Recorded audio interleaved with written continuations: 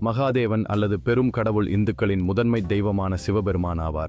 இவர் பிரபஞ்சத்தின் பரம்பொருளாகவும் படைப்பவராகவும் அழிப்பவராகவும் போற்றப்படுகிறார். சைவத்தில் ஒரு மையக் கதாபாத்திரமாக அவர் நித்தியத்தை குறிக்கிறார். பெரும்பாலும் தியானத்தில் இருக்கும் ஒரு துறவியாக சித்தரிக்கப்படுகிறார். இவர் பெரும்பாலும் போலேநாத் அல்லது மகாகால் என வணங்கப்படுகிறார். இது மறுபிறப்பு மற்றும் வாழ்வின் வடிவமாகும். சிவபெருமானின் சக்தி மற்றும் தெய்வீக தன்மைகளை ஒவ்வொரு காட்சியிலும் கலந்துரையாடுகிறது. சிவபெருமான் பல்வேறு உருவங்களில் அவருடைய கதைகள் மற்றும் மறுபிறவிகளை புகழ்வதாக உள்ளன. இவர் தியானத்தின் மூலம் ஆன்மீக அனுபவங்களை பெறுவதற்கு வழிகாட்டுகிறார்.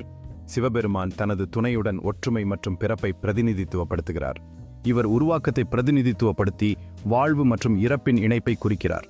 இயற்கையின் அழகையும் பக்தி மற்றும் எதிர்காலத்தை பிரதிநிதித்துவப்படுத்துவதும் சிவபெருமானின் கற்பனையை முழுமையாக வெளிப்படுத்துகிறது. இவர் சக்தி மற்றும் தெய்வீக சக்தியை பிரதிநிதித்துவப்படுத்தும் அடிப்படையாக உள்ளார். கடவுளுக்கான காதலும் உண்மையிலும் பக்தர்களின் வாழ்க்கையில் சிவபெருமான் எவ்வாறு காட்டுவதாக உள்ளார். சிவபெருமான் உண்மையால் ஆன்மீக ஒளியை பிரதிநிதித்துவப்படுத்துகிறார்.